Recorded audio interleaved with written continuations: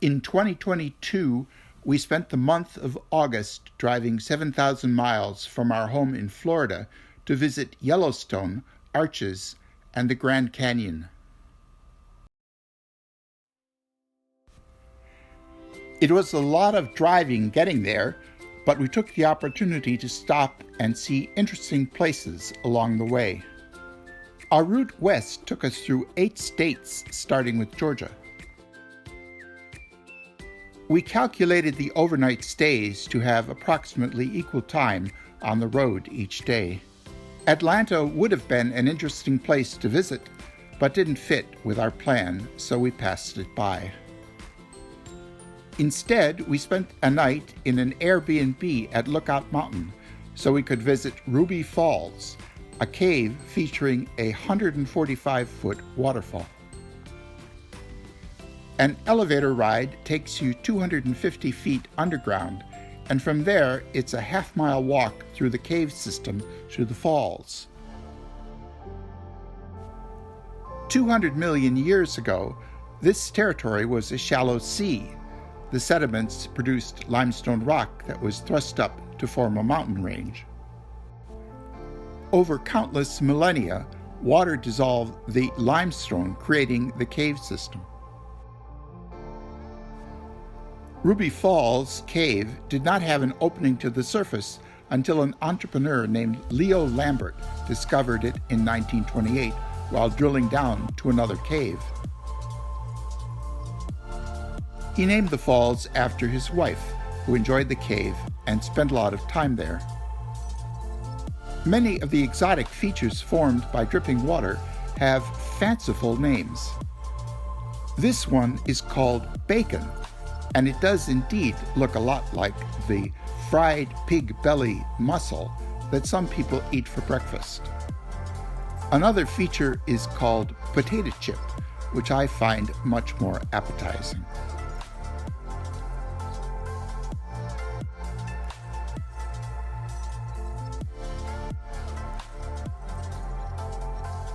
If you've seen pictures of tobacco leaves hung out in drying sheds, you'll have to admit that these formations bear a strong resemblance.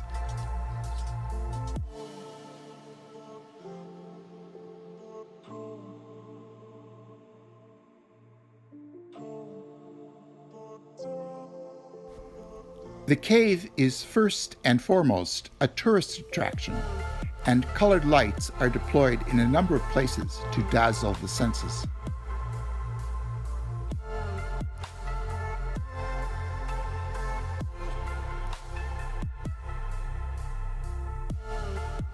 Finally, we come to the falls, and it does not disappoint.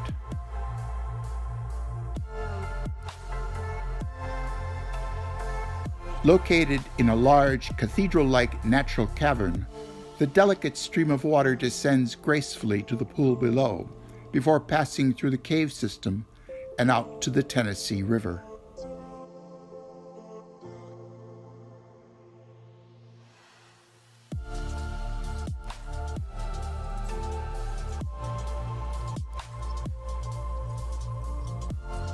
After we admired the falls, the return hike to the elevator took us along a somewhat different route.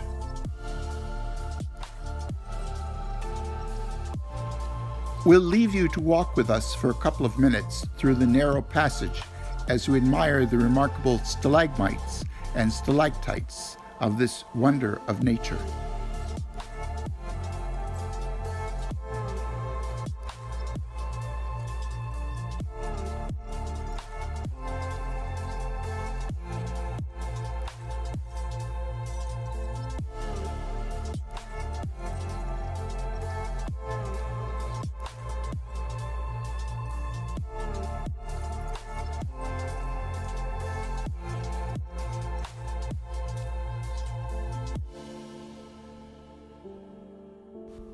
This feature is said to resemble a dragon's foot.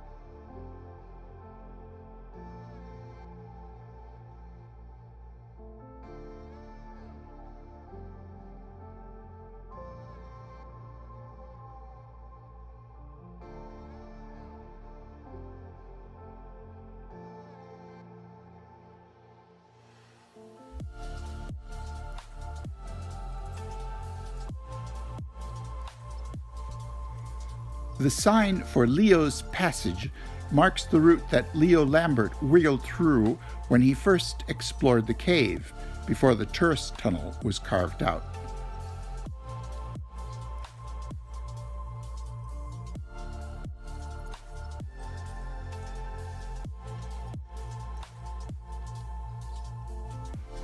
Steak and potatoes?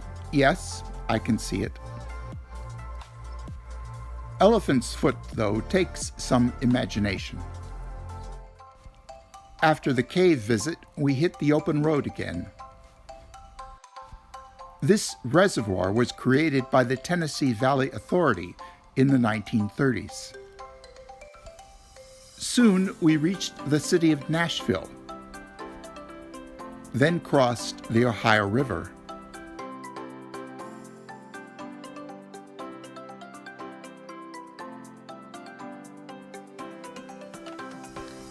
After an overnight in southern Illinois, we were back on the road. And in a few hours, we crossed the Mississippi River at St. Louis. After driving through Missouri, we entered Kansas, a very flat state with lots and lots of prairie. And then we were in Colorado. In Denver, we planned to have lunch with my cousin Debbie, who lives there and who I hadn't seen in 40 years. We had time to kill before the meeting, so we visited the Cherry Creek State Park. This earthen dam collects water from the creek in a large reservoir that serves as a popular recreation area.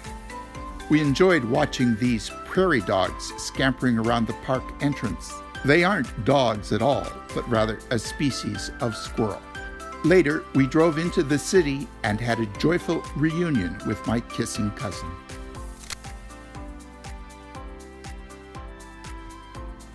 After a night in a B&B, we headed north and were soon in Wyoming.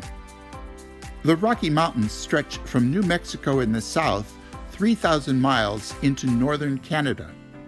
The views from the roadway leave no doubt as to how these mountains got their name.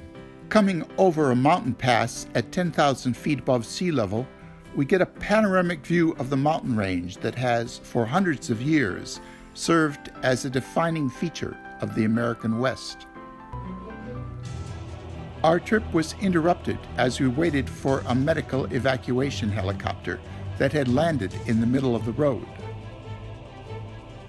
There aren't many places in these mountains for a helicopter to land, so road landings must be a not infrequent occurrence.